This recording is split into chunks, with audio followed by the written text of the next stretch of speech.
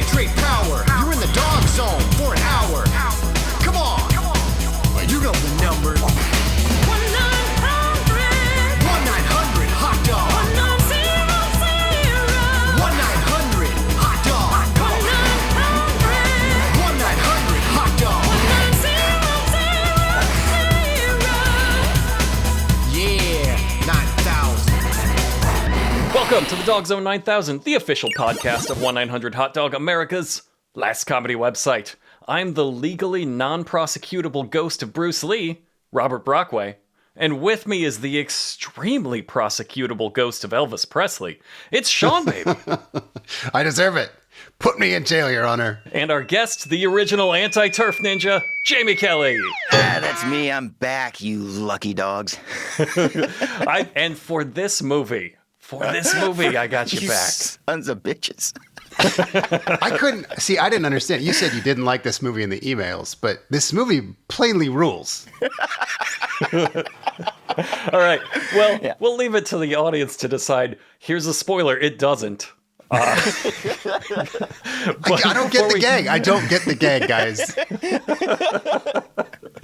Oh, we're gonna fight about this one. All right. Before we get into it, let's do our plugs. Where can people find more from you, Jamie? I got a bunch of things I'm working on, but everything's still in the oven. So no time to waste on that. Let's just, for now, on this episode, just everybody find me at Blue Sky. Jamie Kelly XXX, 18 plus, if you please. And you can find everything that I'm up to there. Sweet. More than you're expecting if you don't know what XXX means. Yeah. I'll go next. I have a new book coming out. Things are actually moving now. I know I've been doing a bit for a little while. It's coming out really soon though by publishing standards. So like the final manuscript on my book is locked. We got the cover. We're about to do a cover reveal. We've got advanced reader copies are about to go out soon. You can actually order it. You can order it right now, and I am still not promoting it. What's it called? When's it coming out? Where can you order it? Good questions. Choke on them. Choke on them and die.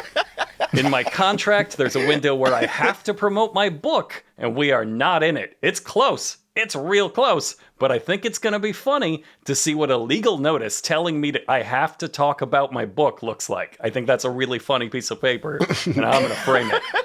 Sean, how about you? What do you like to plug?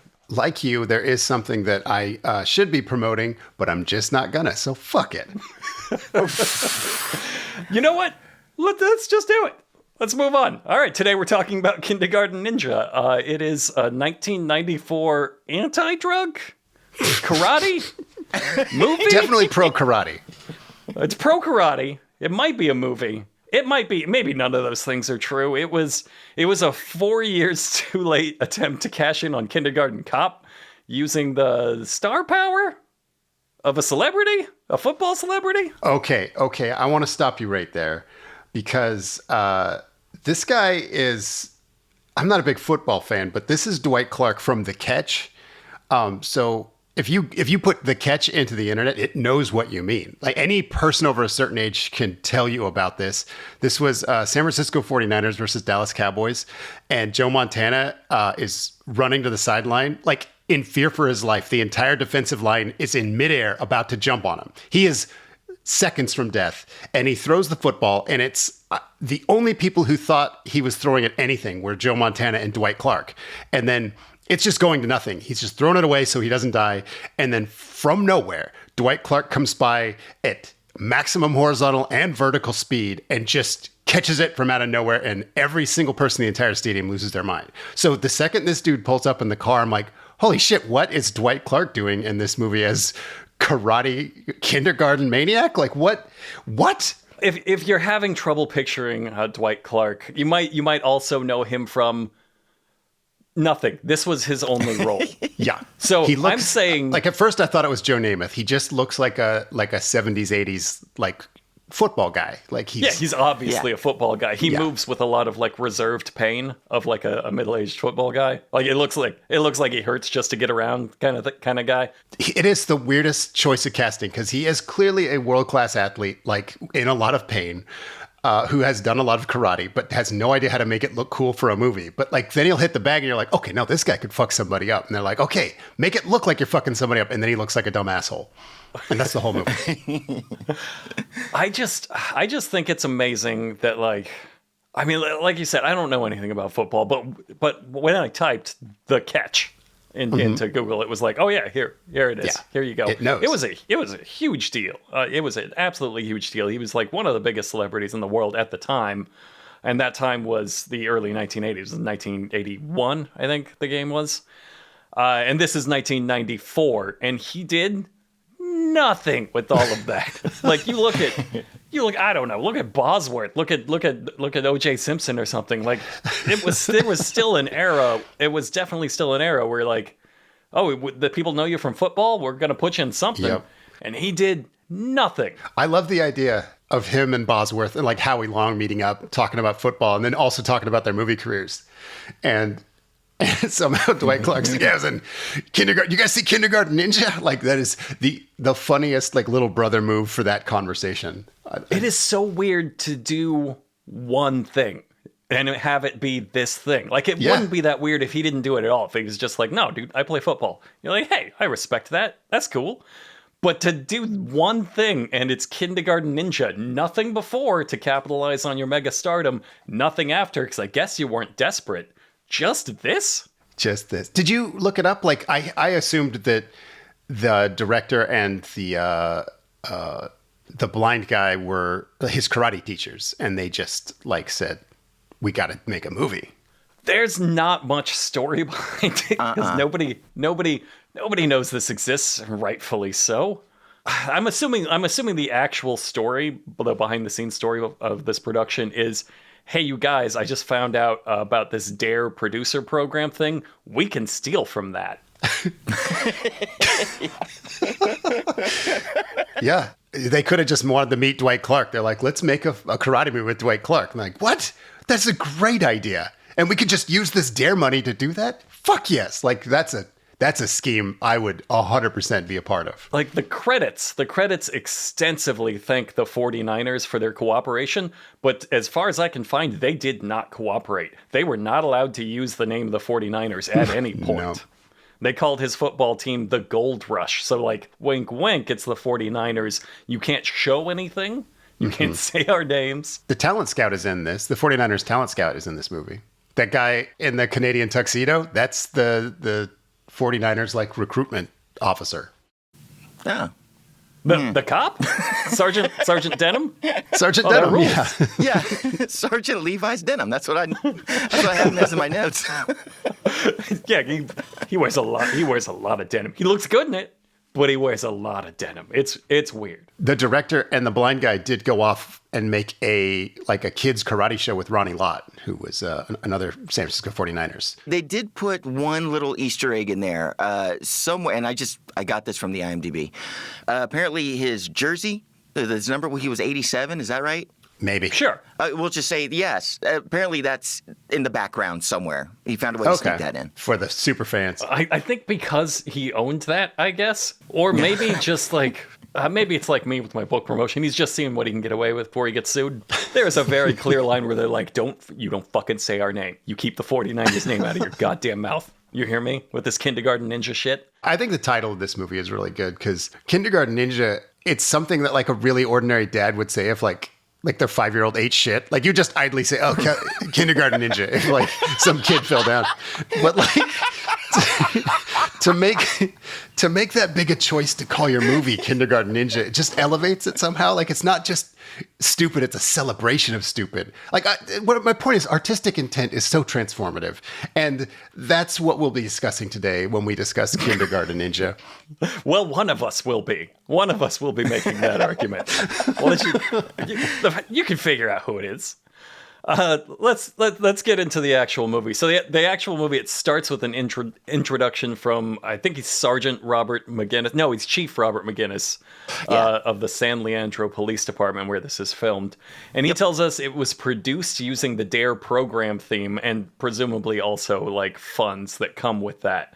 Because like there were anti-drug like media funds kind of floating around for you to grab. And that's why we have so many anti-drug, terrible movies from this era. I know you're going to agree with me immediately when I say this. This has the tone of like a sex scandal apology, doesn't it? Like he comes on and he's like almost apologizing for the film you're about to see. It doesn't help that he's nervously reading off of cue cards, like he's constantly looking down. He's got a real weird vibe. I think probably he knew that they had just stolen money from the D.A.R.E program fund. Like, he's like, okay, you guys just wanted to fuck around and make a movie. And now, like, the D.A.R.E program, if my department wants to keep getting those funds, I have to come out here and endorse what you've done. Like, I don't know, you're mocking me. Right. I gotta say, though, do you think a single soul was saved from the D.A.R.E program? Like when D.A.R.E came to your school, that was, like, all you did was clown on it with your friends. Yeah. And then do drugs. Like, Yes. I'm not alone in that, right? No. Right. Okay, good. We all had the T-shirt, right? We all were in the D.A.R.E program. Yeah. And there's never been an unironic wearing of that T-shirt. No. Like, you'd wear D.A.R.E because it's a funny thing to smoke weed in. Yes. Right. At the very least, it's fun to start at weed because that's the gateway drug. Right. Yeah, it's hilarious to just get blasted on meth in a D.A.R.E shirt. Like, You gotta we all did that. shoot up in that D.A.R.E shirt. That's the funniest part. To just throw your life away to heroin in a D.A.R.E shirt is the ultimate punchline. The D.A.R.E shirt is how you knew which one in the band was the bass player. That was me. Also a good flag to spot. Yeah, that wasn't a real thing. I don't think. I think basically the D.A.R.E program was like the government allocated a ton of funds to this, and then everybody found out like the guy running it was just an asshole that they could take advantage of. So I think that the whole program, everybody was just really winging it. Everybody was just getting free money.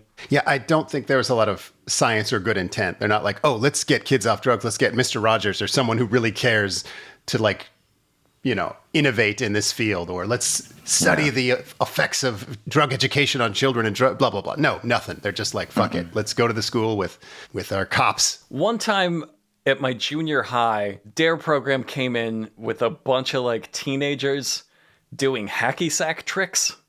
Okay. And that was like the anti-drug program. Yeah. And like they tried to say, they had the audacity at the end of this program to say, and like if we did drugs, we couldn't do all these cool hacky sack tricks. And then you would go directly outside of the gymnasium to find all of the kids doing all of the drugs and doing hacky sack tricks. Like They just combined all their hobbies. Yeah. And when I was in high school, I was in a drug-free club because there was a lot of girls in that club. I really wasn't too enthusiastic about not doing drugs. But the D.A.R.E program would have us do like sketches for the grade schools and middle schools. And like, there was no oversight. We just fucking did whatever we wanted. And they were insane, like Saturday Night Live spoof type shit. And everybody hated doing it. We were all very, very embarrassed. And the kids were like, what in the fuck is happening? And then we'd go home. And I'm sure those kids did extra drugs because of me and my strange decisions. Yeah, that was me. I was a few years behind you. That was me. So I remember seeing you, and I was like, I'm gonna do so many fucking drugs to spite that guy. So he introduces the movie, and also introducing the movie is a production company card that says Pegasus Films in cooperation with America's Best Karate Incorporated. Fuck yeah. The best company name I've ever heard. It's so good. As near as I can tell, it's the production card of a San Francisco, I think, dojo at the time. So it was just somebody, I'm assuming Dwight's karate teacher. I'm assuming the director of this movie was just like, yeah, my dojo can have a production card. Why the fuck not? And he was right. So this movie's about Blade Steel is the name. He's the star wide receiver of the San Leandro Gold Rush. They're not even allowed to say San Francisco. It's got to take place nearby. Right. Real first draft names, both of those. Blade Steel. Well, I think as we'll see as we go through this movie, there's a lot of like meta irony where they also kind of think they're too good for this movie. Yeah. But They are. Absolutely not. Absolutely not. I don't think I'd want to meet someone who wasn't too good for this movie. He is the owner of one of the greatest football highlights of all time. He's too good for this movie. These karate teachers, maybe you're right. Maybe the karate teachers deserve it and more. I will let the media be the evidence as we go through it. Again, this movie's good, right? You guys were kidding earlier when you said it was bad. No. Blade Steel is just like fucking his way through all of San Francisco. That's the montage. It's just Okay, just montage. woman after woman. I hate to interrupt. Montage is too strong a word. He is sitting at a cafe table and women are like sitting down with him and then leaving and then taking turns doing that. I think they originally intended to film this as a montage and they said, fuck it. We can do all of this in camera. Just you get out of here and then you come sit down. It's like, it's miles from a joke. It's miles from an idea. It's like if you panned over and saw like a bunch of ladies in line and the sign said like, let an NFL star tell you as a boner and then you leave. Like that's the start of a gag. Like you're like, okay, that's almost a scary movie joke. But like, this is nothing. This is like no human has interacted like that except in some sort of a speed dating situation. But that's not what this is. No, it's supposed to, you're right. It's supposed to be a montage. I went along with the illusion, and that you're right. That was wrong of me. You should call me out on that. Don't be generous to this movie. Such a masterfully crafted movie like this, they don't want you to like give them any slack. They do practice. They do practice the montage. I would argue way too fucking much. Yeah. Most of this movie is montage from this point forward. That's true. Another favorite joke is he really likes French fries. I guess that's like you're supposed to give your character one trait. His trait is Absolutely. He enjoys French fries. Trax loves to make cookies. Yeah. Dwight Clark or Blade Steel That's his roofie. loves French fries, and they're his roofies. That's right. He knows if he gets enough French fries in you, you'll get a little groggy. If a woman says that she likes French fry, he's in. Yeah. He's fucking in. Yep. Yeah, he's constantly trying to get women to eat his French fries, which are like, that's pretty dark, I guess. If I just make them logy enough, I'll get him into bed. Just carb deathed out. Like, you can't consent when you've got carb death. I'll just wear him down with fries. So he's driving around. He's got an open container, and he gets pulled over by an actual officer being paid with actual D.A.R.E funds. I love the way it cuts to the officer because I immediately thought, oh, it's Reno 911 because it's a Reno 911 shot. And it wasn't Dangle, and I was disappointed.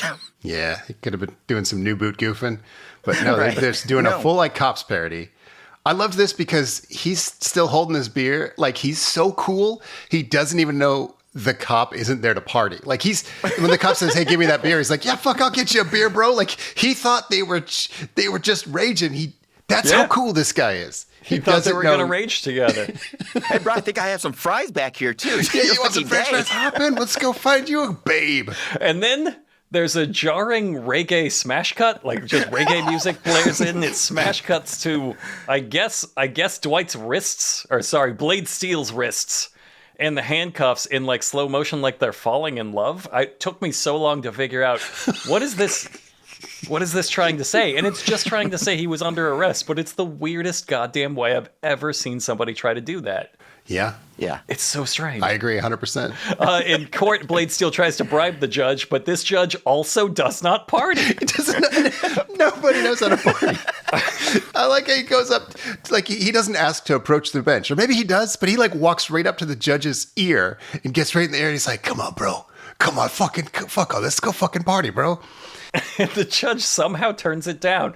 However, I will give this movie credit for realism because what the judge sentences him to is 90 days of community service, working with children in the capacity of his choice. But it also says, there's a little voiceover says, it's going to take more than 90 days to rehabilitate this criminal. It's going to take a miracle. So, but the judge says that. Right. So why didn't he? So why only 90 days? That's just good filmmaking. Yeah, you're the guy in charge of that. Right. You could. What is that, 2 months? 3 months? They try to set this up like he's the worst person the judge has ever met. But he's fucking wrong. Like, maybe he's drunk all the time and he fucks too much, but they caught him in like the only contexts where those things don't kick ass. Like, the girl he was with was too young and he was driving. So yeah, maybe that's the one situation where you're not supposed to be drunk and fucking. But like 80% of the day, this guy's awesome. So the only criticism I have is that he's not a great example for kids. So for him to sentence him to 90 days of teaching children after saying 90 days will never rehabilitate this man, I feel like it's an aggressively wrong choice. I didn't think this was the podcast that was going to get you canceled. I didn't think this is the one where I got you. I've been trying to get you. I'm as surprised as anybody that this is I the just one. came out against drunk driving and underage dating. Did you? Did Did you? Yes. I think. I might have let the misspoke. record Is this show that on that wheelchair blood thing where I think I say one thing, but it turns out I said something might be. super weird? It might be. So my notes here say smash cut to heaven? That can't be right. Hold on. That's what mine say. This is fucking crazy. All right. Well, we're in heaven now in this movie, which is a direction I did not think it would go. And a parade of, I guess, famous figures come by, starting with Charlie Chaplin. Maybe Chill Hitler? Could be Chill Hitler. The next one is Kim Jong-il. It has to be. Who else is that supposed to be? I don't know. I was like looking up because I thought maybe it's Gaddafi. I'm like, is there a dictator that wore this like linen pantsuit? Like, I seriously do not know who the fuck this is supposed to be. We're supposed to recognize him, though. And he comes up and he says something in an accent I don't recognize, but definitely like clocked the racism. He's like, oh, very, very good. I'm like, what was that, dude? Who was that supposed to be? If you know at home, someone who wears a linen pantsuit could be any ethnicity, who with a catchphrase very, very good in an accent that could be anything. Sound off in the comments. Yeah, they expected us, like, that's shorthand. Their shorthand is Charlie Chaplin, Elvis Presley, that guy, whatever that guy was. They were putting him right up there with Charlie Chaplin, Elvis Presley. George Washington. Apparently George Washington. Could have been John Adams. Could have been John Adams up there. Salieri. Could have been anybody. Oh, yeah. That could be. They're acting like they're not legally allowed to say the names of the historical figures, which, like, I guess maybe Elvis Presley, probably not Charlie Chaplin. That's probably public domain. Definitely, like, one of the founding fathers. You could just say the name. Sure. I get why they're not allowed to say Bruce Lee, because they only ever call him Bruce. And then in a very suspicious way where they're clearly about to say something else, like they go, Bruce? Yeah, that feels like a joke that maybe they didn't bake all the way. Elvis, I thought, was another gag that they didn't quite finish, because he doesn't come up and do an Elvis impersonation. He comes up and he's like, oh, hi, good morning, Bruce. And like a totally normal voice with no dance. It's just so quarter-ass. Like, why get all dressed up if that's all you're going to bring? Fuck you, whatever cops agreed to put on full costumes and then refused to even perform a little bit of Elvis. Here's the thing. Either tell your boss you're not going to do it, or you do it. You fucking made a fool of yourself, you cowards. If I was from Uvalde, Texas, I'd still say this is the most cowardly performance I've seen from cops. Cancel me for that. Cops. Well, sure, no problem. So they all meet their teacher, who is apparently, hard implication Bruce Lee. And if you're wondering which of the many Bruce-ploitation Bruce Lee lookalikes they got for this role, it's no. The answer is no to that. They didn't get They any. got Dwight's karate coach. They got the director of this movie, Anthony Chan. He is, surprisingly enough, an Asian man. I'll give them, they knew one Asian man, and it was the director. And he was willing to act as Bruce Lee, but did not look anything like him, so they could not film him.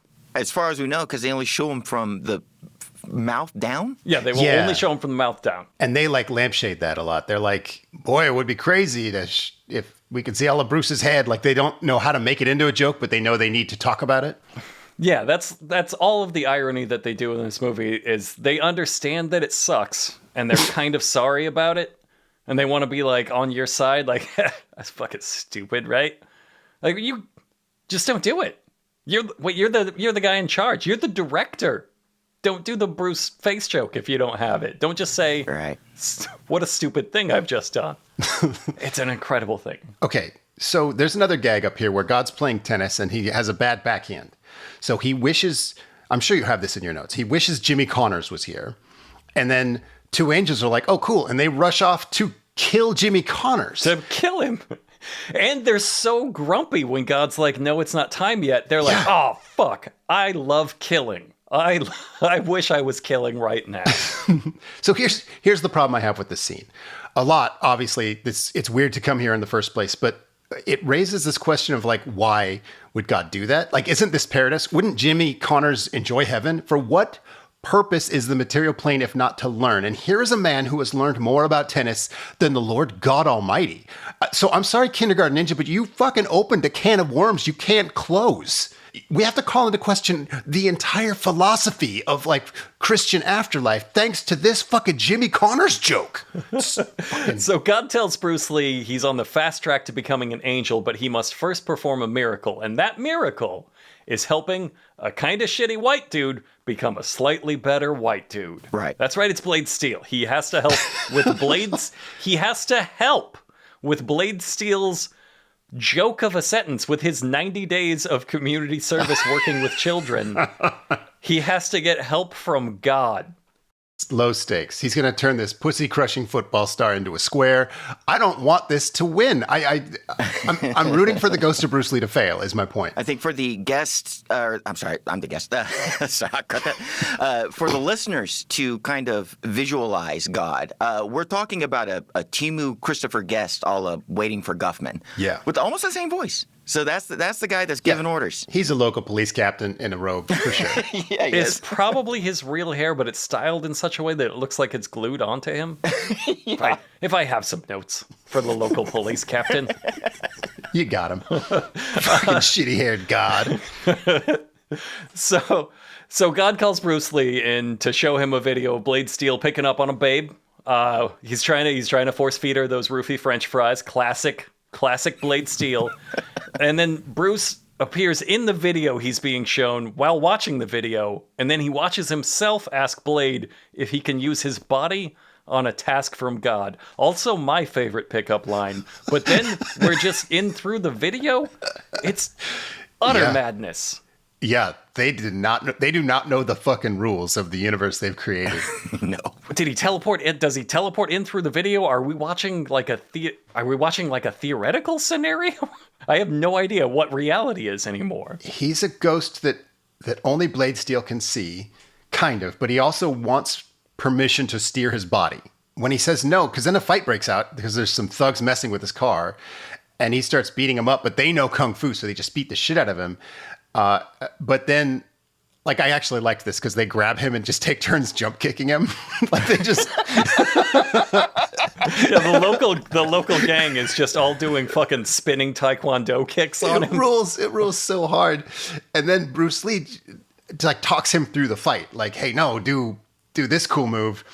And it is like the most church youth group of kung fu movie jokes. He's like, do the hasta la vista, baby. Like he's doing catchphrases from just random movies. Yeah. Well, the first move he tells him to do is Monkey Steals the Peach, which is the testicle grab. The ball grab, yeah. Only Dwight was not comfortable with this, so he flat hands somewhat near their groins, and he trusts on just like movie magic will make this look good. It does not. Those NFL instincts, they're fucking sharp. He like just knew in his gut not to grab this young man's penis on camera.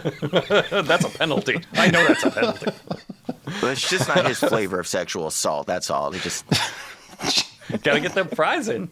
Get them fries in, baby. I did not Google his sex scandals, so I don't know if they were all contained in this movie. I just want to be perfectly clear. I did go Google, see if I could find any sex scandals, anything to just dunk on this guy with. He seems like he was a really good dude, just all the way around. I'm glad. That's nice. That's good news. He did have one sex scandal, and it was somebody was reviewing his restaurant. We'll get to the restaurant. Restaurant later. Somebody was reviewing his restaurant, and there was like a little sexual harassment going on. And I was like, "Oh, that's too bad." And then I looked, and it was the reviewer sexually harassing him. Those are some good fries. It was a female reviewer, and she was like, she like derailed the review to be like, God, his tight ass in those pants was just, oh. And like everybody wrote the magazine to be like, what the fuck is that? Tell me about like the chicken. Don't do that. It was great. He's a good dude. Yeah, by all means. for Or him. really good at hiding it. I don't know. It seems a good spirit for doing this movie, period. Like, he's not bringing his all, but he's having fun. Like, he has a nice energy in this movie. I'm telling you, the movie's good. You guys are crazy. So after the fight, we're back in Blade Steel's apartment, and Bruce Lee tells this huge entitled dipshit that God wants Bruce Lee to help with Blade's community service. Once again, those are the stakes of this movie. He needs help with the softball fucking sentence that a celebrity gets for drunk driving. There's a lot of parts that the director is pulling from other works of art. So right now what we're doing here, we got a Ghost of Bruce Lee. So we're doing a No Retreat, No Surrender. We're also doing a Down to Earth where an angel has to come down and help someone improve their life. We're also obviously doing a kindergarten cop with a lot of elements of just regular cops. I just really like that about this, that you can tell this is somebody's Star Wars. Yeah. That's not. It's somebody's. Not. I'm not saying it's like a talented man's Star Wars, but it is somebody's Star Wars. It's maybe Anthony Chan's Star Wars. That's it. Yeah, that's exactly what I'm saying. And he fucking sucks. Like, let's. Yeah, he does. So Blade Steel shows up to his community service at school, and he has to choose the class he wants to help with. And he says, children's sports, And apparently that fulfills the contract, like it's one with the devil. Because the lady's just like, the lady says, oh, children's sports. And literally, as though he has made a contract with a supernatural force, he is lifted off of his feet and hurled backward out the door while screaming, no, I wanted girls' PE. Yeah, I didn't quite catch the exact wording, but I did know this was sex crimey. Yes. Yeah, it felt really gross. Yeah, he was given a choice between girls' PE and children's sports, and he said children's sports out loud, and then he was sucked back. The covenant is fulfilled. Yes. And then he's just blasted. He's blasted out of the scene. It's not like the power of God interacts with him again, and it's never announced that that's what happened. So again, an extremely bizarre moment. Yeah. He shows up. We're doing a Dangerous Minds thing. He shows up to his class when doing that scene where everything's all chaotic, everyone's screaming. Only it's clear that the director just paired the children off, like gave them the buddy system, and then said, "Beat the shit out of each other." Because it's just pairs of two. It's like 32 kids paired off in pairs of two, just smacking the hell out of each other. It's not how you do group chaos. It's an organized child kumite. Is what he's walked in on. Yeah, no notes. Great scene. The lady teacher walks in and he's like, "Oh, a lady," like just forgets about the kids instantly to get in her pants. I'm like, this tries to get her those fries. Yeah. Ask her if she wants some of his fries. He fails to impress her with the entire contents of his wallet. He pulls out every fucking thing in his wallet and says, will this get me laid? Will this get me laid? How about, wait, no, hold on. This is a diners club. Will this get me laid? Yeah, he's got a pile of his own trading cards. But here's the thing. I think this would work. This is a true story. I'm on a series of video game all-star trading cards put out by Twin Galaxies. And if I handed you one, you would fuck me. Yeah. Like, I'm sure of it. You know me too well, Sean. She turns him down and he says, well, what's your type? She says, you're not my type. And this bugged the shit out of me. She goes, I didn't like this. About 3'7", 6 years old. In my notes it says, I'm out. You got a lot in common. He wants to be perving on girls' PE. And like, we get what she means, but come the fuck on, Kindergarten Ninja. Like, there's 9,000 ways you could have wrote that. And that was the one you should know. Hey, she's here doing her community service too. All right.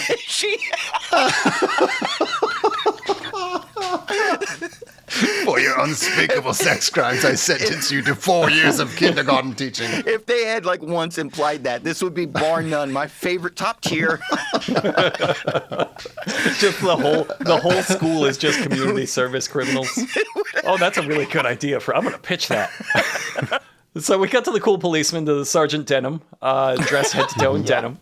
He's responding to a gang violence call between two boys who are aged 7 and 9, and we pan over their two little boy bodies, just like they've got owies. They've got like, yeah. The gang violence is like they got noogies. Yep. It's really funny. It's a very funny way to do that. Like, these are the perpetrators. The perpetrators of the violence are these wounded little boys. There's a moment I liked here where they're talking about the new drug and how it's causing this chaos. Buzz. And like, the guy's like, all right, cancel your dinner plans, cancel your movie plans. We got to solve drugs. He's like that's how cops work, right? Like, they hear about drugs. So like, okay, stop everything until this is solved. Some of those cops from 1982 still haven't eaten. That was in the D.A.R.E mandate programming. Like, you have to say we're stopping drugs. All right, sure. Yeah. I'll put that in there. Fucking makes it better. Now we'll cut to Blade in bed with a babe. Yeah, hot babe. Who turns into Bruce Lee, and we're going to hit a gong. How about that? End of scene. To me, that fate implied that they had sex. Right. What else can that? What okay, else so would it- what that scene would normally do in a movie is like he thinks it's a babe, and then what? Bruce Lee, and then Bruce Lee is like, I'm gonna chastise you about your horn dogging, about just banging Right. every skank in town. Like you need to get disciplined. You need to focus on the kids. No, he doesn't say anything. We fade back out, and it's like, what are you supposed to think other than he fucked the ghost of Bruce Lee? Well, as an editor, I can tell you 1 second fade, passage of time. 3 second fade, fucking. Fucking. Yeah. Absolutely. Super fucking. That's the rule. That was absolutely fucking. Like, I don't know that they knew what they were implying, but there's no other way to read that scene. Oh, they knew. So now that he's put it to the ghost of Bruce Lee, we're back in school, and Okay. Blade Steel This fucking scene. Yeah. introduces himself to the class again. He already did that, but he's doing it again, and he has to explain what an alcoholic is to the kids, and then he has to explain what alcohol is to the kids. And then the kids ask him, well, if it's not that much fun, why do you drink it? And it's the first time he ever thought of that. He's That never blows thought his of this. goddamn mind. There's You can some- just see his brain empty out, and he looks to this guy like, oh my fucking God. Changed his life right there. They should just have this 7-year-old girl go to AA meetings. There's a moment here where the children roast him. He's like, hey, kids, you know who I am, right? And one kid stands up and says, yeah, my dad says that the only balls you can... And then they put a hand over his mouth. Like, this dude is going to share like the gay jokes his family shares about him while they're watching football. And one girl screams at him in Mandarin. Another kid gets up and does the Eddie Murphy alcoholic dance. I was going to say that. The movie makes this black kid do a shitty Eddie Murphy. And he goes, you got arrested because you're an alcoholic. And I laughed. I thought it was really good. Like I say, this is Anthony Chan's Star Wars. He's like, I love Eddie Murphy's like raw, the power he has on stage. I want to take elements of that and put it into my screenplay. And give it to a child. Yeah. And Yeah. give it to a very young child. The kid nailed it. Maybe, I think it's one of those scenarios where they had all these kids in for the scene, and the kid just started doing that, and Anthony Chan was like, he's really good at this. I'm going to let him do it. That's Yeah. going in, yeah. Yeah, that's going in. So it's time. Blade Steel needs to take some karate lessons, despite having Bruce Lee living inside his skull with all of his kung fu powers, as we've established. Right. I guess he revoked consent after they banged. Maybe it wasn't good. He didn't want to do it anymore. Maybe the magic was gone. Once Bruce Lee smashes, he's like, you know what, I'm moving on. I just had to bang one out. We're not building something here. So he finds a strip mall dojo, and the sensei is a blind master named Master Chosen Wan. Yeah. Real first draft names. I don't think this guy knows a second Asian person because he is doing a very racist accent from like the wrong region of Asia. Yeah. And so I just like, is that the gag? Because I don't think he's in on it. And he's always accompanied by dun dun dun dun dun dun dun, some shit like that. Yeah. Well, that's George Chung, another karate practitioner and the writer of this movie. Yes. Yeah, he's the one who did the kids karate show with Ronnie Lott and the director of this. He's maybe the most problematic character, Chosen Wan. I didn't have to tell you based on his name. You knew based on his name. Like, oh, that's not okay. Nothing he does is going to be okay. He's clowning like a fucking Depression era grandpa. Like he has a real like mirthless sadness to his gaggery. I'm not sure. I should have put this coherently in my notes, but like he'll just like clown. He'll just come into a room and just goof. And it's just like so joyless. You're like, what the fuck are you doing with that little dance? And it just sort of lingers in the Right, air. it doesn't have anything to do with his character or whatever. He's just like, got to be the center of attention. I fucking hate him. So he shit talks the blind master into a fist fight on his first day. Mm-hmm. Blade Steel does a lot of real racist karate riffing, like a lot of real racist karate riffs for a guy that has a Kung Fu Legend's ghost in his skull and in his bed. Just seems like asking for trouble. Yeah. He's in a romantic relationship with the ghost of Bruce Lee, and he's just making those racist noises. He's doing crane kicks. Yeah. That's some fucking... Yeah. Ugh. Yeah, he doesn't like the crane kick. Yeah, and they goof on him. They goof on him hard. And then he says, I was better this morning, and I yelled at the screen, at what? Fucking what? 69ing with Bruce Lee. There it is. Because he's not talking about the fight he got in, because that was days ago. Yeah. We've showed them like sleep. That was not. So if he's talking about like karate, that didn't happen. That didn't happen. Well, you didn't show us that. Well, he has a Coke. He has a Coke with Master Chosen One, and they talk about martial arts and teaching the kids. And then we cut to, I guess, a stand-up comedy club called DB Cooper's, and the words "bad guy" flash across the scene. But they didn't have to say that because this is a Hispanic man. Whoa! Yeah. We're gonna have to get somebody to cut that. Me getting canceled?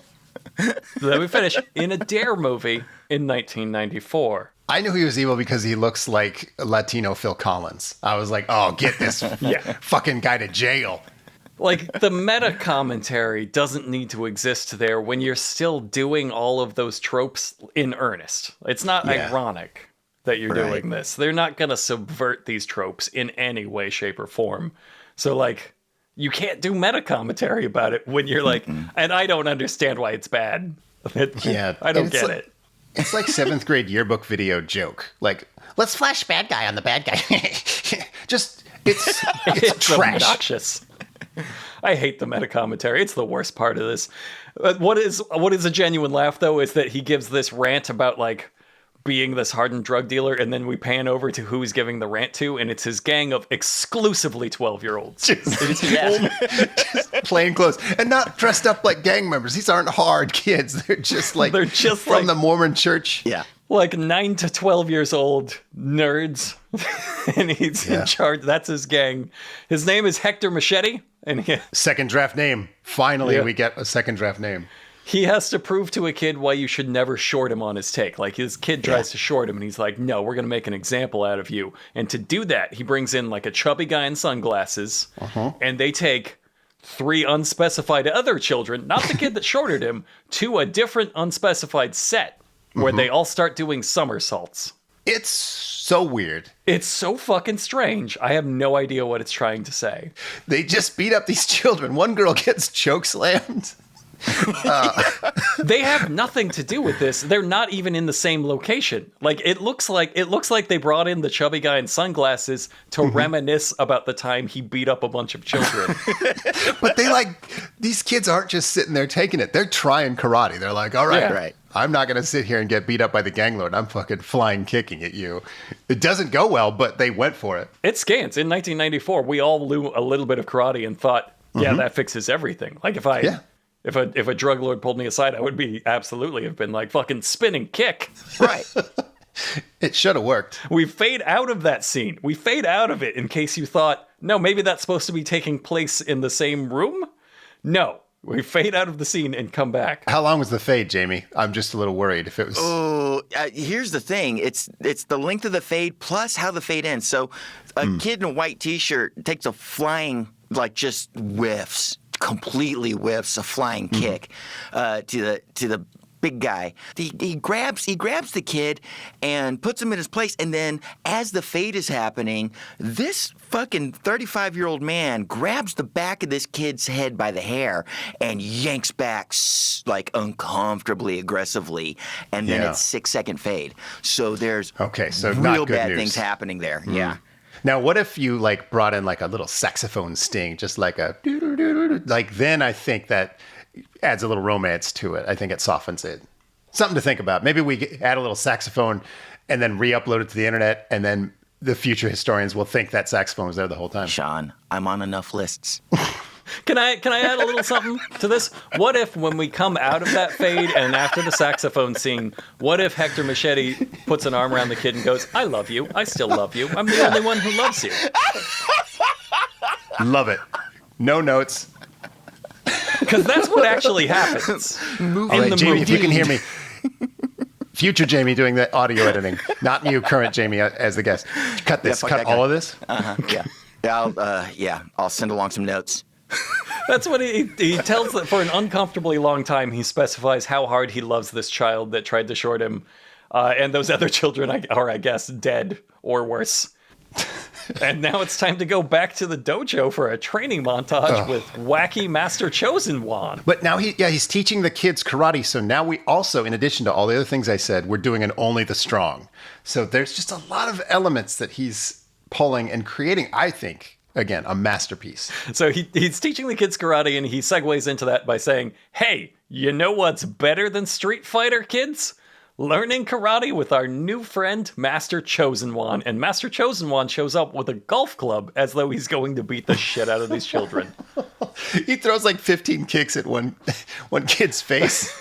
They're like, this guy can't teach us karate. He's blind. He's like, that could have gone real bad. And they go right from that into a training montage of the children learning their first day of karate. We didn't if you're doing a Dangerous Minds, if you're doing anything with children in you gotta name a child, name one of the children. Yeah. Make me care about it. They're just all presented as this mass of flesh that he's just going to teach karate. There are no characters here. Nope. I think he gets through the day one of karate training, and he makes them take sort of a karate pledge of allegiance, and they just get to the part where Master Chosen Wan is saying, okay, now repeat after me, karate is always for defense, never offense. When Blade Steel books ass right out of the classroom, totally wordlessly throws his jacket at some drug dealer's face and then greets them with a punch right in that face. Hell yeah. No words are spoken. It's the most offense you could possibly be. They were bad, so I think in the spirit of it, he might still live by the pledge. He uses snake-style kung fu in this fight, which I thought was a very bold choice. And he does the little come at me wave. Yeah. It's the funniest thing a huge lumbering middle-aged white guy in a lot of pain could do. Before getting beaten to death by teenagers. Just, yes, come at me. And then they just kick out his bad knee, tweak his bad back. I want people to be able to imagine these fights. They linger on the kung fu. It's not like they're edited together real, like a Steven Seagal scene, like a modern Steven Seagal scene. They let him throw a couple of moves from these wide shots. You can see his full body doing karate. And again, he looks like he's in a lot of pain, but also very, very powerful, and doesn't quite know how to pull his punches and kicks very well. So they either look like total crap or it looks like he really hurt somebody. Anyway, it's great. There's just so much tension. You're like, oh, somebody's going to die here. So the hot teacher loves him now that he's beaten up some children in front of her. Fuck yeah. It's yeah, that's actually what I'm here for too. I beat the shit out of these kids. I think the way I took it is he's now childlike enough for her to love him. Maybe that's he's shown that he's so stupid. She's like, yep, you're my type now. Yep. That was really childish what you did. You're in. Back at the Villainous Comedy Club, Hector Machete says they can't give up their hold on the community center because it makes up 22% of the Bay Area drug sales. These children fucking party. They party like fucking crazy. 22% of the entire Bay Area drug sales from a suburban community center for children?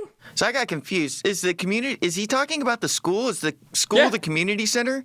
I guess school / community. Okay. And they do 22% of the drugs in the Bay Area. They do $1.3 billion worth of drugs every week. And that's just from the community center. I guess the other 80% is made up of fucking antique malls and Cracker Barrels. Where they just don't know how to rolling party. so hard in that community center. Hector's doing that thing where he teaches us basic Spanish by repeating the Spanish word for the English thing he just said in every sentence. That was helpful. I think that maybe that gets them some sort of educational fund, like on top of the D.A.R.E funds. Yeah, this was our Duolingo in 1994. And so one of the goons, they're talking about how they got driven off by an old football player.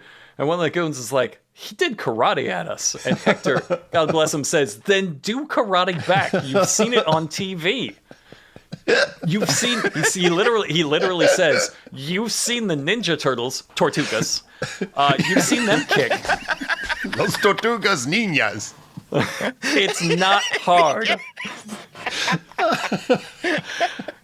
I want to stress that he goes on this rant about how you could just, karate's all pretend. If you've seen it on TV, pretend to do the stuff on TV, and it's just as good because this will come in again. back at Blade Steel's apartment, he's on a mission from God. That doesn't mean he has to stop banging skanks because he's still banging skanks. Hell yeah. Even with apparently he has not gotten any screen time, will not again. But yeah, you got to remember the ghost of Bruce Lee is right there, watching him bang skanks. I guess misogynistic is the right word for it, because he's there with this girl and it says token bimbo scene. And then here comes this blind karate instructor. And he's just like, fuck you, you stupid bitch. And she's like, hi, yes, that's me. And it's just like, dude, what are you? You can't just walk into somebody's house and insult the woman he's romancing. And, wait, for just a second. It says token bimbo scene. yeah. This is a movie brought to us by D.A.R.E. for kids. For children to show in classrooms. Yeah, they shouldn't have said that. And so when this girl starts piping up, he's like, shut up. And she's like, okay. She's like taking a beating from both of these men in the scene. Yeah, it has no respect. No respect. And then I think the part that is the most embarrassing is, I guess there's a drug dealer attack in the middle of this. And then after Blade and his teacher beat up the drug dealers, they go for a high five and they miss. And then after the missed high five, yeah. Becky is given the line, "You're so cool." I thought that's the meanest thing they did to this woman, who they've just been abusing for 10 minutes straight. And wasn't that also a goof on Juan being blind? Yeah, no, it's a blind joke. Blind joke into a bimbo joke. They're really good at their segueing into things they shouldn't do. Speaking of exactly that, it's time to segue into another montage of him training. Yeah. Yep. It's another karate training montage. And then I hope you get comfortable, because when we segue out of this training montage, it's right back into another training montage. I have that in my notes too. And we just fucking hang out here, shifting back and forth between rival training montages for like 10 goddamn minutes. It's so fucking boring. This is how I learned about the Ronnie Lott show with the director, because I just like went to IMDb while this shit's happening and like, all right, I guess I'll do some research. It starts doing training montage scenes with the kids where none of the stars are in it, and they never told us the names of any of these children. They're just watching strangers' kids pretend to do karate. I imagine this is one of the joys of being a parent, but not being a parent. It fucking sucks to watch. Yeah. I think next is one of my favorite character beats that they do in movies, where like the womanizer meets a woman who's not into him, and then he fucks her anyway after just making like a tiny, like superficial change. So he's like helping kids with karate, and the other teacher's like, oh, wow. Yeah, no, I'll go out with you now. Let's do it. Of course. That's a good character arc to go from the guy who fucks everybody to not a second thing. And he's going to take her to Clark's by the Bay. Yes, Clark's by the Bay. For reservations, call 415-367-9222. Why, it's owned by an old football player. His career might have been overrated, but his food's not. That all happens in the movie, word for word. The scene stops, so it can run a full plug, including phone number, for Dwight Clark's restaurant. Dwight Clark's actual restaurant, Clark's by the Bay, that was his actual phone number. And they try to get away with a little meta-irony by doing shameless endorsement there. But again, you stole funds from the D.A.R.E. program to make this movie. Yeah, this is unethical. And it's a thing I call going for cute. It's like there's no chance of this ever being funny, but maybe you catch a grandma in a good mood and it's cute. And it's just a suicide move for comedy. It's so fucking bad. And completely inappropriate. It's another thing. These two fucking assholes make me so uncomfortable. Right in front of the kids, and she is cooing like she's in fucking grade school towards this man and asking him out on a date and kissing him on the face, and all in front of a little girl, and it's very uncomfortable. I didn't like it at all. I didn't like it. Here's what I did like, is that now Hector Machete, he is hiring outside ninjas to defeat Blade Steel. And they are the most important thing I've ever seen. They can teleport.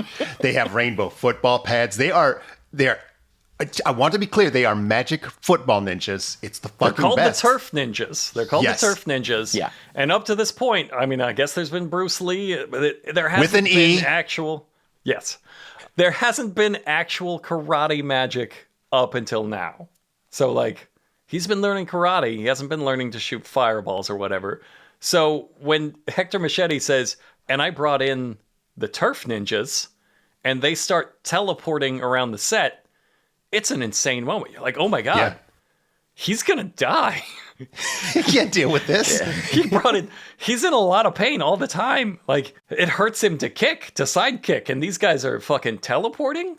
And to be clear, like, if you think this is a fluke, like this is just like the style of the scene and we're breaking the rules. No, like later in the movie, they use their teleportation style to attack. Yeah, they have a teleporting ability, and it's in the text of this great art. And they hate transgender people. And they they love Harry Potter. They can't get enough of that whimsical little sorcerer and hate just a good percentage of terrible author. So the Turf Ninjas turns out to be an unfortunate name, of course. Oh shit! I get it. Thanks for that, Jamie. Thanks for rescuing the bit. So Hector brings them in, and he says, instead of like a really like long tough guy detail, like these are the deadliest men. They've been on missions. They've killed hundreds. He says, I love these guys. They're funny. They can run. They can jump. They do karate. And he loves them. And he says, I love them. And then we cut away from that scene to a scene with him in his own restaurant with the Turf Ninjas, and he's just screaming, I love these guys, I love them, I love these guys, I love them, I love them. Like he's been doing that for 6 hours. I agree. And that's exactly what I would say for 6 hours. That's what I would say to those men. I love everything about this. Let me put it another way. I love everything about this. No, hold on, guys. I have something important to tell you. I love everything about this. 6 hours, I would say. So Sergeant Denham shows up and gets in the tough guy showdown with Machete. Two of the main characters at the height of dramatic tension. Wait, what's happening? We're at Clark's by the Bay again. We left that scene mid-sentence. The scene just cuts off in the middle of this prime tension where like two of our main characters are like, you better not come near me again, and you might find yourself in a terrible accident. Clark's by the Bay, everybody. Clark's by the Bay. And not just like, let's fade in on like a beautiful restaurant. We go in hard on Chinese karaoke performance. Yeah. Yeah, it's as they say, every Wednesday, Clark's by the Bay, every Wednesday they do that sing-along, and they mean karaoke, but all in Chinese and with specified performers and instruments, so kind of just a band? Yeah, just a real bad, self-indulgent band. And then suddenly a greasy guy in a bald eagle sweatshirt shows up, like, as if from nowhere. Like, I think they even edited it so he blinked into existence. Maybe I'm crazy. No, he's that's God. What's his face? It's the guy that hallucinated killing those three children. Right. Yeah, right. He's like the toughest guy that Hector knows.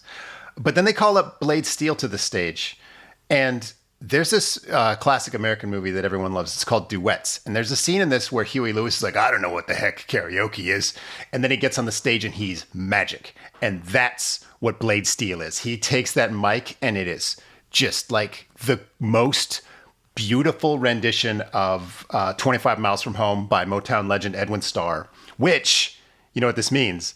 We have a martial arts master singing an Edwin Starr song. That means this movie is also a Rush Hour. They stick with that scene so long.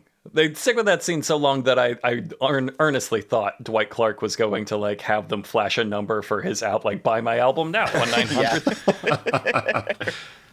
Okay, this is going to be hard to explain, but a fight breaks out while he's singing. And the crowd does not care. They're still just so into his singing. And then he still has a mic in the middle of the fist fight, and he starts singing, like he's singing while he beats these guys up, but not all the time. Sometimes his voice is coming through the audio while he's not holding a mic and he's like kicking and punching. I think the editor was expecting us to be really forgiving here. And they expected wrong. It did not come together. Yeah, they expected wrong. It is a disaster. It is such an odd scene. It's just odd scenes all the way out. So Sergeant Denham, he has to go meet with the mayor, who very subtly is named Mayor Crookalini. And the mayor tells him to... zero draft name. The mayor tells him to back off because the whole city is crooked. This is something I wouldn't expect. Let me check. The D.A.R.E program to sign off on, who would be funded by the government. and be providing these funds. I love it. wouldn't expect them to be like, yeah, we're all crooked. This program, crooked as fuck. Never trust us. I have a hole in my notes here. What do they cut to after this? Let me check real quick. It's a training montage. I have training montage That's here. shocking to me. Actually, no, I'm sorry. I wasn't doing it justice. It's a training montage we use to revisit clips of the other training montages Yes, we've just done. It's a training montage. Training montage. montage. It's a training montage clip episode in a movie. Fuck. It's so good. I think it might be 90 minutes long. I actually started fast forwarding at this point. When I came back, it's one of the kids is saying, "Are you coming back, Mr. Steele?" And this sad music kicks in. And then he says, "Oh, of course I am, buddy." They're like, "Then why the fuck the sad music?" Why? like he's about to tell the kid he has cancer. No, I won't be coming back. Yeah. He's like, yeah, totally, dude. And then that's why the scene? Why the scene at all? Why at all? But Machete's like, "Hooray! Now we can trash the grade school." It's the so one funny. NFL player that was here for 90 days is gone now. Let's get back The way to they work. handle it is the second Blade leaves the property, there are drug dealers watching, and the second he steps foot off the property, they just swarm it. They just So great. swarm it.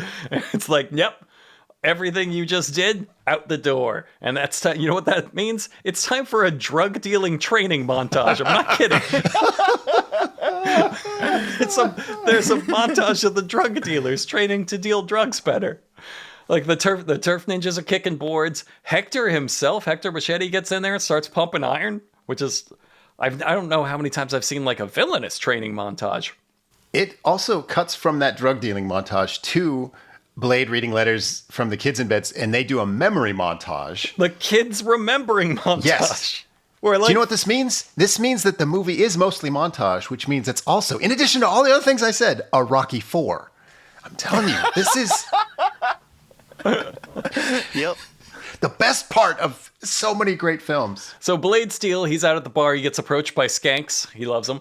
And then children run up to him. And it turns out this time, he would much rather talk to the kids specifically about Street Fighter. Hey, you kids like the Street Fighter, huh? And the skanks are like, hey, we were going to suck you off. Do you want to get sucked off? And he wants to talk about Street Fighter so much that they just leave. Some other dude comes up and, if I'm not mistaken, he offers one of his cousins for sex. Yes. And he's like, "You're going to, you would rather talk to the children. Okay, all right. Fucking asshole." That's weird. That's a weird thing you just did, but okay. And all of this is interrupted by a news report on the community center being attacked by gang violence. That was their words. It's been attacked by gang violence. So Sergeant Denham's on there. He says, I wish there was more I could do. But he can't. The mayor told him to back off. So now the police are helpless. The cops can't do anything, but Blade Steel can. You know what this means? Yeah. In addition to all that other stuff I said, it means this is also a tracks. So let's go.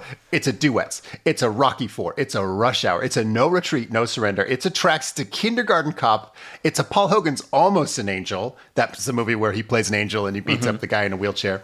It's a an Dangerous Only the Minds. Strong. It's a Dangerous Minds. It's the most hot dog DNA'd movie that has ever been. Like these are all movies that we have talked about and covered and enjoy. Yeah, you flipped me on this, Sean. This is the best movie. Yes! That has ever been put to videotape. Yes! It's kind of like how if you take like one piece from all of my favorite foods and just put them in a big bowl together Yes. and mix them up, Well, it's some might really, call really that- good. Some might call it vomit. Others Yeah. might call it Kindergarten Ninja. the tastiest thread. I love that the cops are on there going, well, we're helpless against this drug problem. Only a rogue football karate vigilante can help us. And then we flash to D.A.R.E sponsored funds.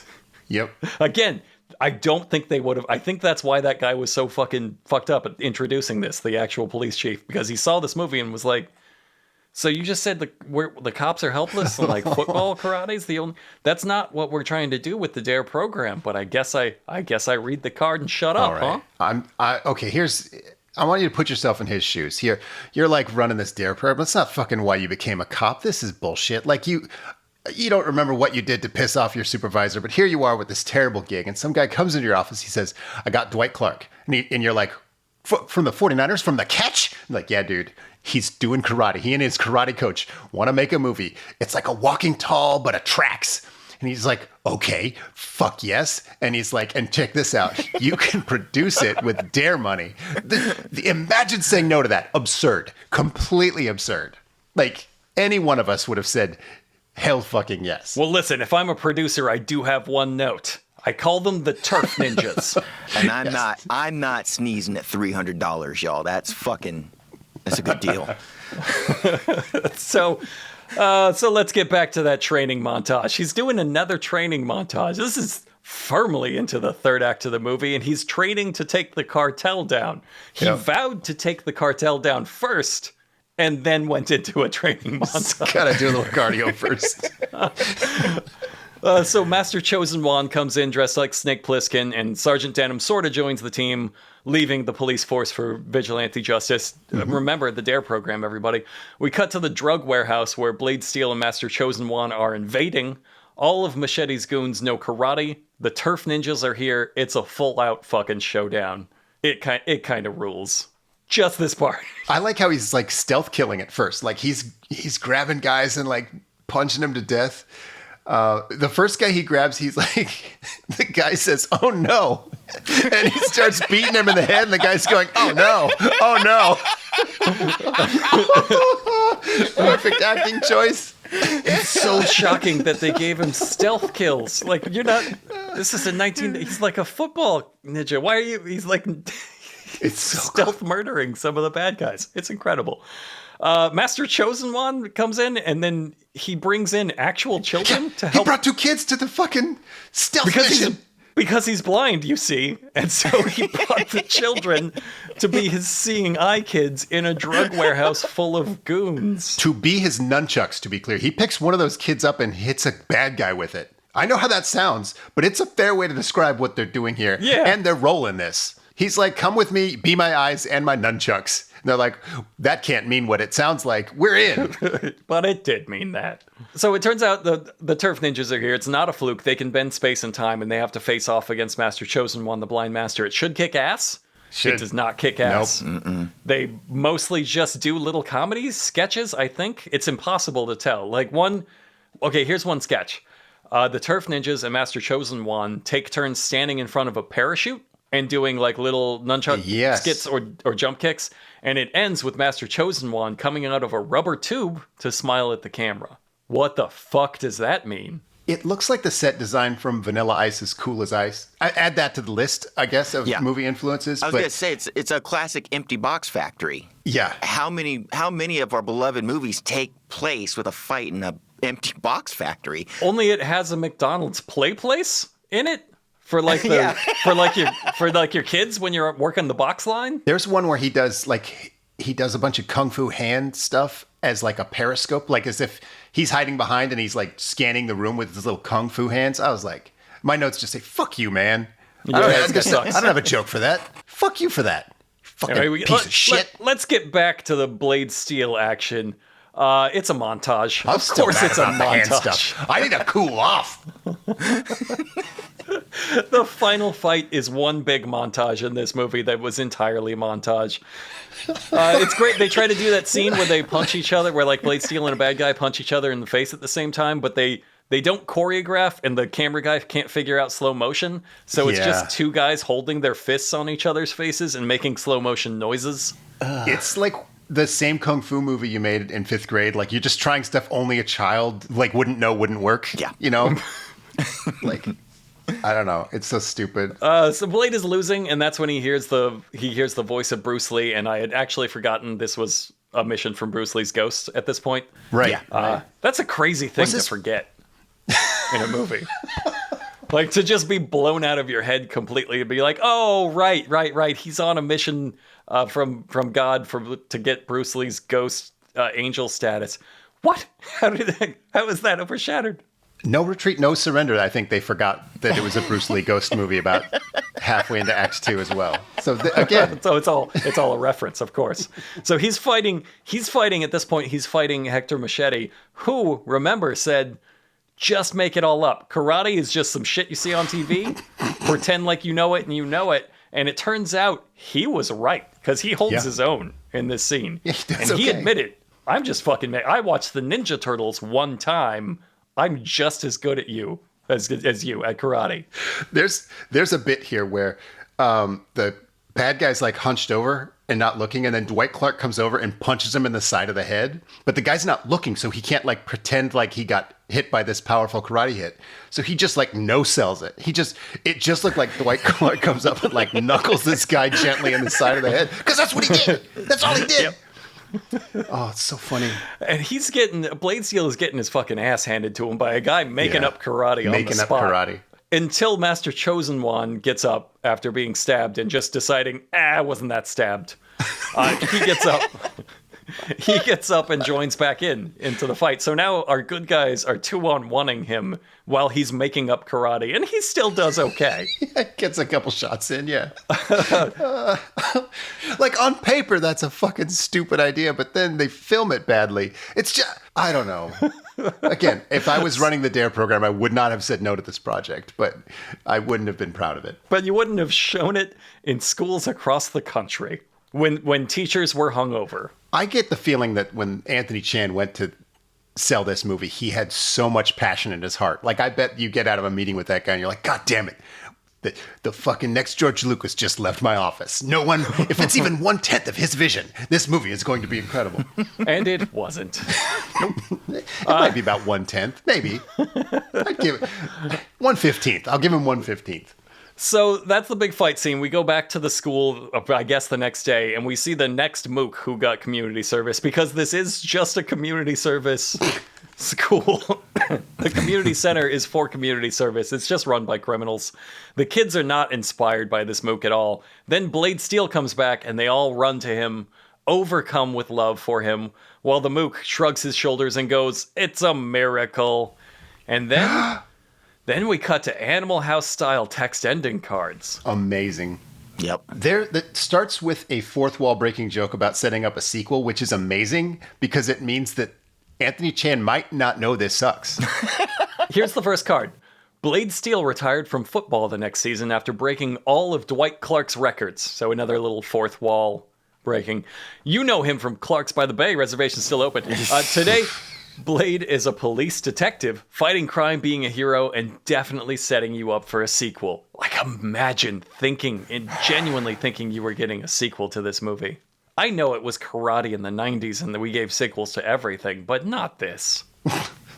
Not this. The next one is Linda Thompson, the hot teacher. Linda Thompson dated Blade for 6 months. However, things did not work out. She moved to Jamaica, where today she teaches children.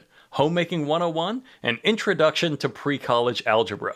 She was last seen dating an Elvis lookalike from a local reggae band. Now, I don't think this is a callback to the Elvis we met earlier, who was just a cop in an Elvis costume, not doing an Elvis impersonation. I think it's just LOL so random. All of these details are fucking pointless for a fictional character. Like, they mean nothing. They have no reference to the movie we just saw. They don't tell a greater story. It's so fucking weird. I think there's a greater story being told here when you say she was last seen dating an Elvis lookalike from a local reggae band. Oh, so she's okay. missing now. Yeah. I guess you're right. Reggae Elvis murdered Linda. Linda was murdered by Reggae Elvis, is what that's telling me. Why is he reggae? I don't know. You're right. I take it back. It's very evocative. Now that you mention Bruce it, became an very angel. evocative. Today he does freelance miracle work. However, he will still not allow you to see him above his shoulders. Wink. Wink. Hector Machete was sentenced to 10 years. He served 1 year and sold his life story to hard copy for millions. Today he is on the speaking circuit and is often seen on daytime soap operas. He is currently writing a book, Crime Doesn't Pay, but Tabloids Do. Good lesson, D.A.R.E. Good lesson, D.A.R.E. program movie. I don't know. So he served 1 year for... I think he murdered 3 children in this movie, at least, and then became a multi-millionaire. Specifically a multi-millionaire. All thanks to drugs. Thanks to the power of drugs. Go drugs. They had the same judge as Blade Steel, so. That judge is just like, but it would take a miracle. And then God has to assign a very influential minority to him. So 1 year it is. Antonelli, that's Sergeant Denham, was promoted to captain. He then married his college sweetheart, former dancer and lounge singer Jean Ripp. Today they have 6 children, all girls. What? What? Yeah. End on the stupid joke if you're going to do the stupid joke. They're just uninteresting details. If there were real people, if they would be uninteresting details. If they're fictional, they're fucking nothing. It's just, why even type that? Plus, he was useless. This guy didn't deserve a title card. He didn't do anything. He said like, hey, Blade Steel, I can't help you because like the mayor said not to help you. And then he drove him to the warehouse and left? Like you don't get a title card for that. Garbage. Dare. Yeah. Nah, fuck it. So, Stone, that's the chubby enforcer, Stone served 6 months and was paroled for good behavior. Today he sings with a rap band, Body Slam. His current hit song, I Wanna Hug You Till You Explode, is rated number 5 on Billboard's Top 100. So all the bad guys got the best possible ending. Yeah. This is a lot. It's such madness to not quite write a full joke. He's not even swinging for anything. It's just so weird. Why did the henchman get a title card? And why a body slam? What's the he has a wrestling rap thing, and I want to hug you till you explode. It's why only number 5 on the chart? Make it number 1. Like why make it like a believable number? I guess He was the guy who killed those 3 children. I don't know. It's just frustrating. Why does the greatest movie in the world make me so angry?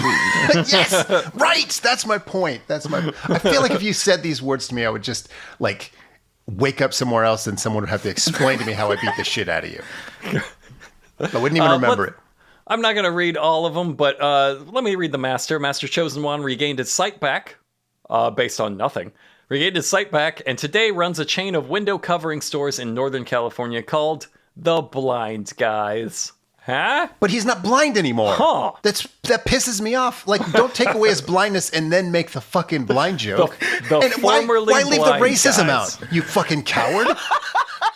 And then the funniest title card of all, it says, The End, ... for now. Nope. No. For good. For good. You gotta be kidding me. Einstein, 100, Frankfurt.